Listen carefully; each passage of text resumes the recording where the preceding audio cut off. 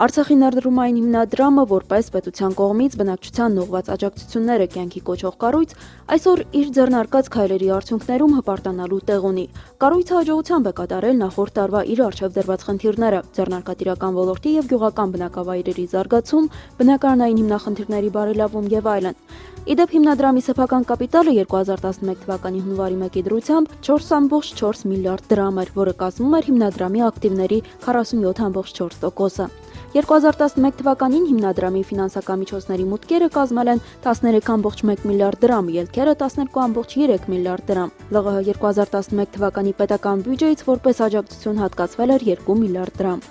Անցած տարում հիմնադրամի ստացած եկամուտը կազմում է 231,8 միլիոն դրամ, որը 28%-ով գերազանցում է նախորդ տարվա ցուցանիշը։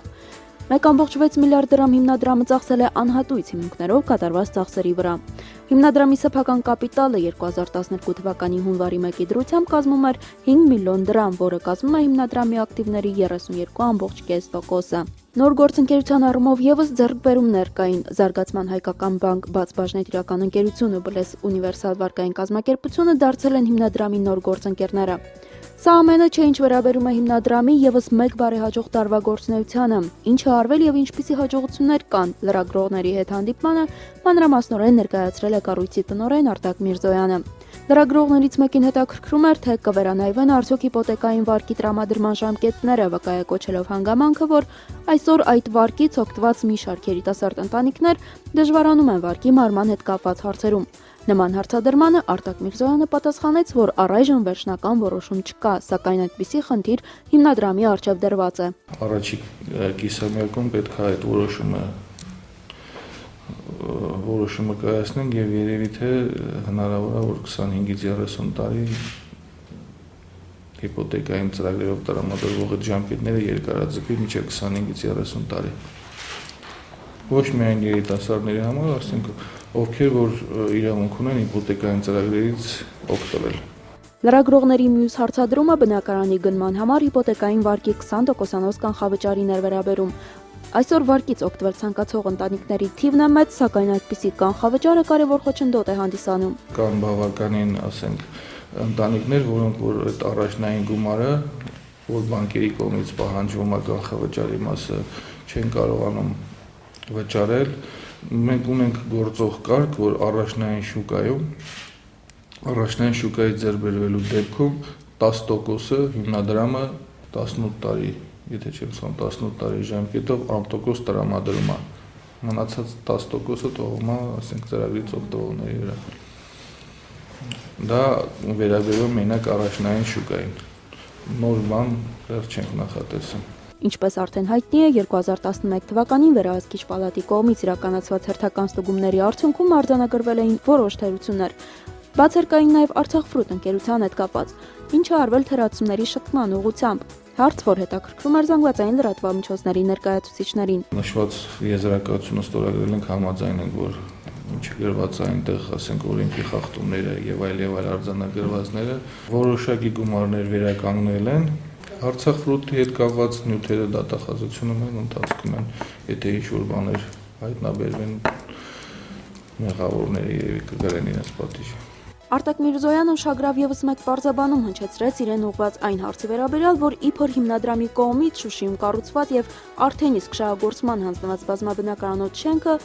իր արտաքին գունավորմամբ ու ընդհանուր տեսքով չի համապատասխանում քաղաքի ճարտարապետական տեսքին։ Առաջի անգամ լսում, որ բողոքներ կան։ Ես առաջի անգամ լսում չեմ լսել ոչ մի անգամ, ոչ մի բողոք էլ մեր մոտ չի եղել, թե եկեք շենքը այդ ձև կառուցում կամ ինչ-որ գույնի մասով, բայց շենք կառուցելուց սկսած գույնից ընտրելով համապատասխան Շուշի շրջանի կամ քաղաքապետարանի համապատասխան բոլոր ենթակառուցվածքները, ովքեր որ ստորագրում են այդ թղթերի տակ, բոլորն էլ իրենց համաձայնություն տվեն, ոչ մի առանց դրան մենք չէինք կարող այդ շինարարությունը կամ այդ գույնը ընտրել։ Բոլորն էլ նշել են, որ համապատասխանում, ասենք, ինչ որտեղ էլ իրենց պահանջով է այդ ձև կառուցվել։ Հիմնադրամի տնօրենը նաև չհերքեց լրագրողների այն վկայակոչումները, որ նախորդ տարում գրանցվել են ոչ նպատակային վարկավորման դեպքեր, ավելացնելով, որ դա բնորոշ էր անցած տարիներին եւս, թե որոնք էին դրա պատճառները հայտնի դարձավ վերջինիս բարձրաբանումից հետո։ Մեկ անգամ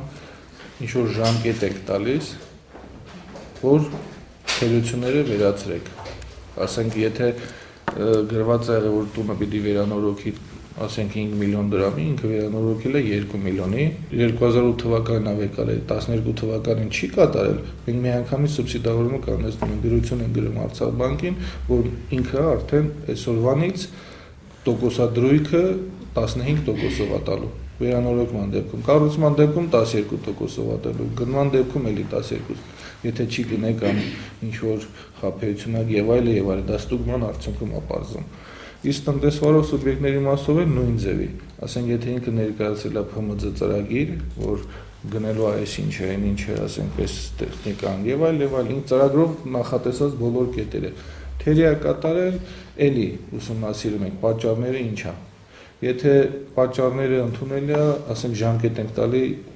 ժամկետները վերացնել։ Եթե չի վերացնում, նորից սուբսիդավորումը կանգնեցնում ենք եւ ինքը 8%-ի տեղը տալիս է 18%-ով։ Այսօր ցավոքի հայտ են գալիս նաև ոչ բարեխիղճ վարկառուներ, ովքեր կամ թերանում կամ ոչ նպատակային են օգտվում վարկերից, նշելով, որ անցած տարում աննշան է եղել այդ թիվը, նաև հավաստիացրեց, որ բնակչության շրջանում սոցիալապես անվճարունակ լինելու գործոնն այստեղ դեռ չի ունեցել, եզակի գործեր հասել են դատարան։ Ինչ վերաբերում են նախատեսվող ու մշակման փուլում գտնվող նոր ծրագրերին, ապա Արտակ Միրզոյանը որպես նորություն նշեց ոստիկանական համակարգի աշխատողների համար հիպոթեկից օգտվելու նոր արտոնյալ պայմանների ստեղծումը։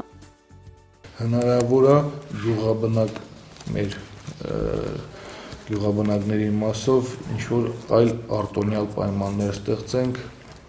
բնակելի տան կառուցման մասով։ Ինչ-որ դրամաշնոր կամ փոխառություն երկարաժամկետ, այսինքն այն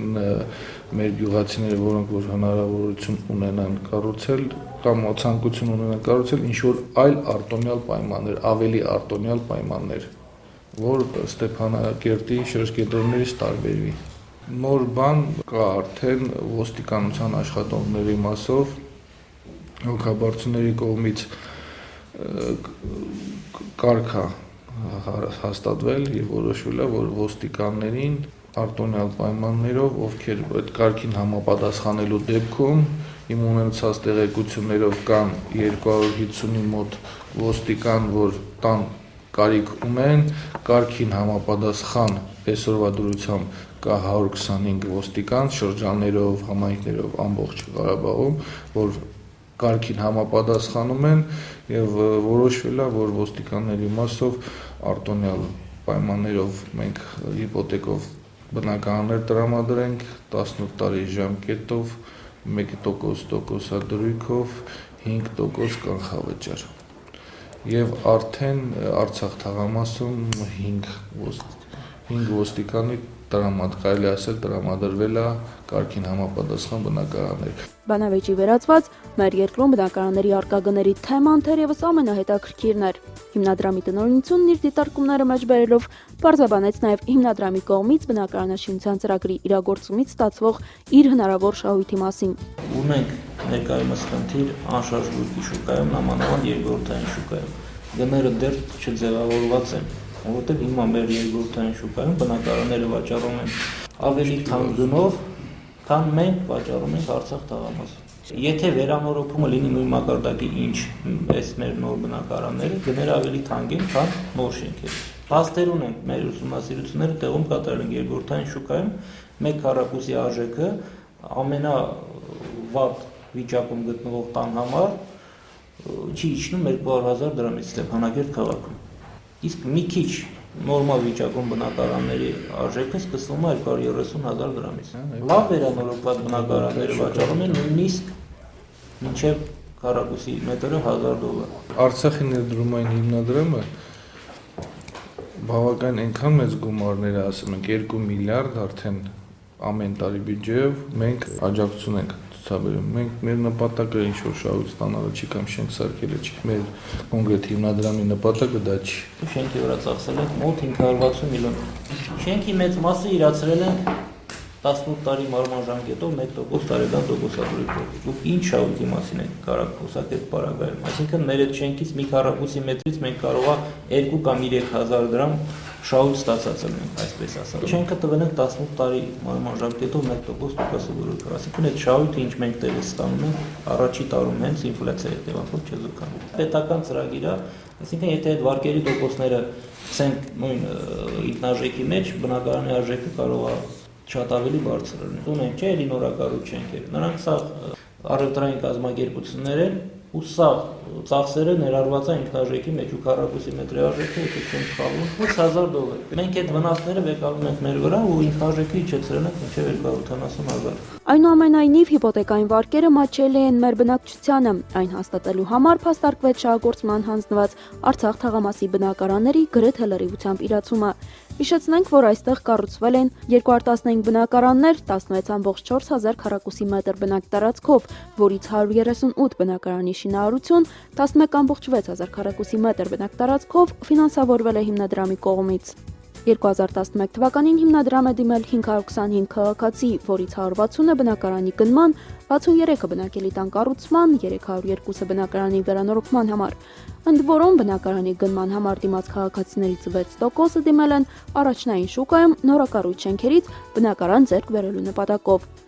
Ընդհանուր առմամբ 2011 թվականին հիմնադրամի կողմից տրվել է 3,3 միլիարդ դրամ գումարի չափով թվով 455 երաշխավորագրեր, որը 21%-ով գերազանցում է նախորդ տարվա ցուցանիշը։ Բանկերի կողմից ֆինանսավորվել են երաշխավորագրեր ստացած 397 ընտանիք, ընդամենը 2,5 միլիարդ դրամի չափով։ Այսօրվա դրությամբ թվով 58 քաղաքացու հայտեր գտնվում են բանկերում ընդհանցքավորման փուլում։ Այսպիսով, նախորդ տարում ծրագրի շրջանակում ԼՂ քաղաքացիներին տրամադրած հիպոթեկային վարկերի տարեկան տոկոսադրույթների մասնակի սուբսիդավորմանն ուղղված գումարները կազմել են 282,5 միլիոն դրամ։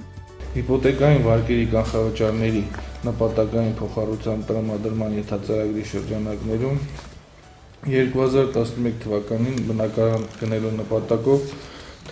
թվով 16 քաղաքացու տրամադրվել է նպատակային անտոկոս փոխառությամբ անհրաժեշտ կանխավճարի տրամադրման երաշխավորագրեր, ընդհանուր առմամբ 23,1 միլիոն դրամի գումարի չափով։ Հիպոթեկային վարկավորման իրացնելու նպատակով բնակարանների կառուցում ծրագրի շրջանակում ԼՂՀ-ում բնակարանաշինությունը խթանելու նպատակով 2008 թվականից սկսած Արցախի ներդրումային հիմնադրամը Ստեփանագերտ քաղաքում եւ շրջկենտրոններում իրականացնում է բնակելի շենքերի եւ առանձնատների կառուցման աշխատանքներ։ Շուշիում կապիտալ վերանորոգվել է 64 բնակարանոց շենք, ավարտվել է Հադրութ քաղաքում 1-9 բնակարանոց բնակելի շենքի կառուցման աշխատանքները։ Տարվա ընթացքում շարունակվել են Մարտունի քաղաքում 7 առանձնատների եւ Մարտակերտ քաղաքում 18 բնակարանոց շենքի կառուցման աշխատանքները։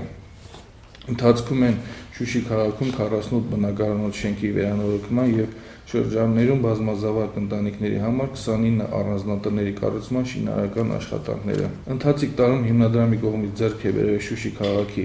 Վարանդա փողոցի թիվ 6 հասցեում գտնվող 4683 քառակուսի մետր ընդհանուր մակերեսով կիսավեր բնակելի շենք, որը նախատեսվում է վերակառուցել հաջորդ տարում։ Ծրագրի շրջանակներում 8-ից 11 թվականներին բնակարանների կառուցման եւ գնման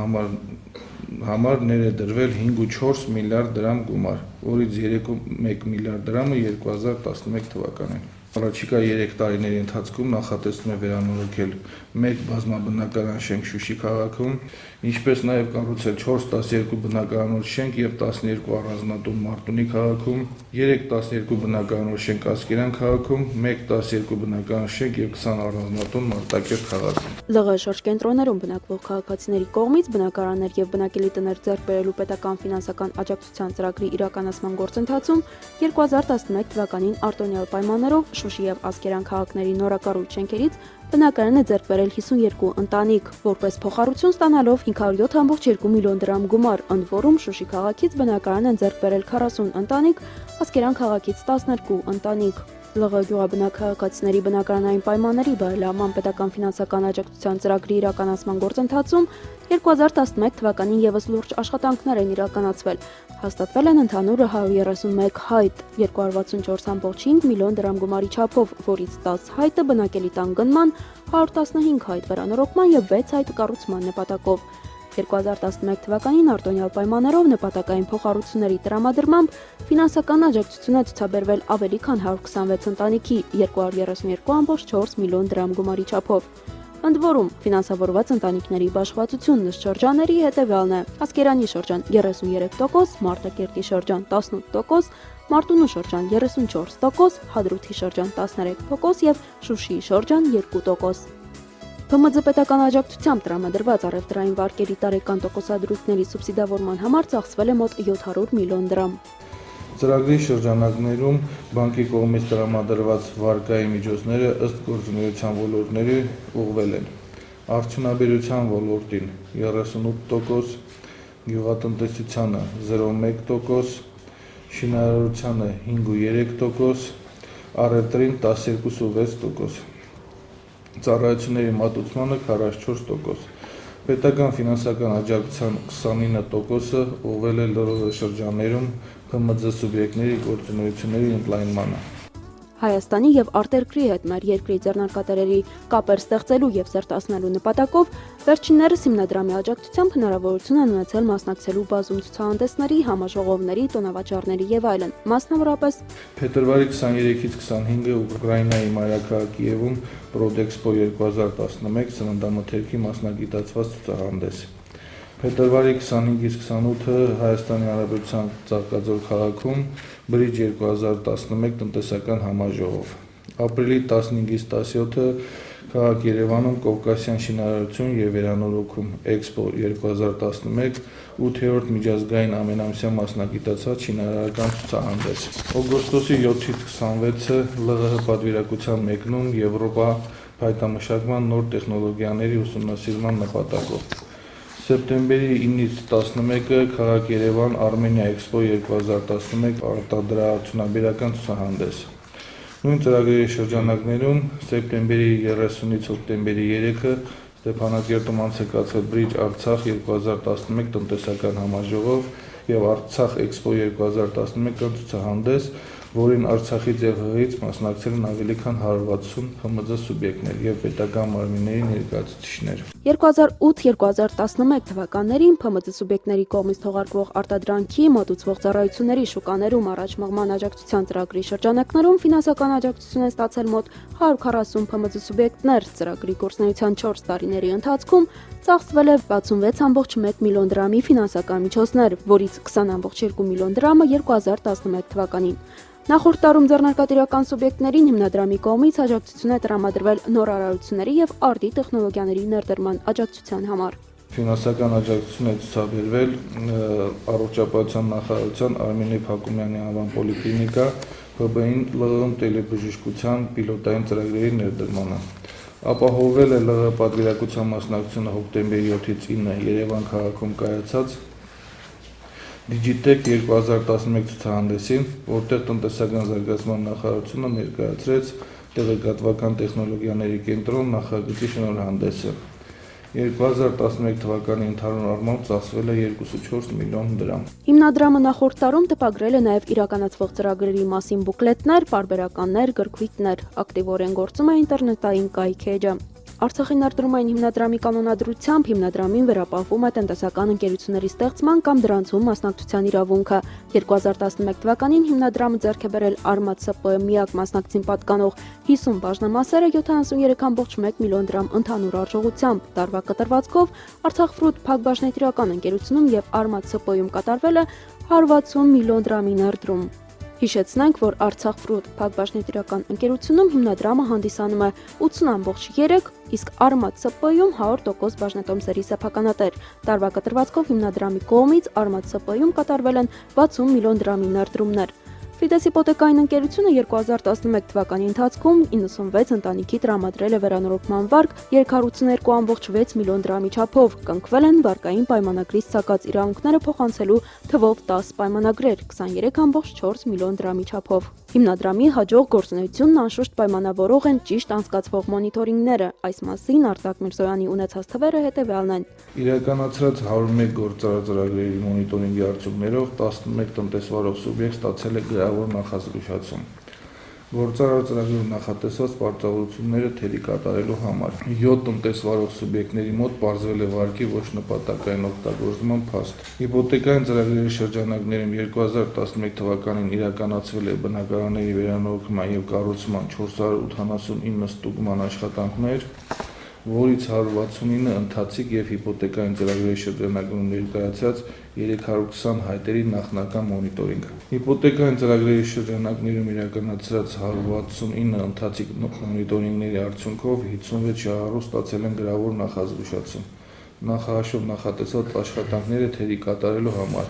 եւ 21 շահառուների մոտ արձանագրել է վարկի ոչ նպատակային օգտագործման փաստ։ Խոստանալով լրագրողների հետ հաջորդ հանդիպմանը մեր հայրենակիցներին աջակցելու այսպիսի ծրագրերի ավելի մեծ արդյունքներ ու ձեռքբերումներ ներկայացնել, պետության կարևոր ռազմավարությունը իրականացնող կառույցի ղեկավարը հանդիպումն ավարտեց լավատեսությամբ։ Բոլոր ծրագրերի անխուսափելի հանգրվանը մեկն է՝ զարգացումը։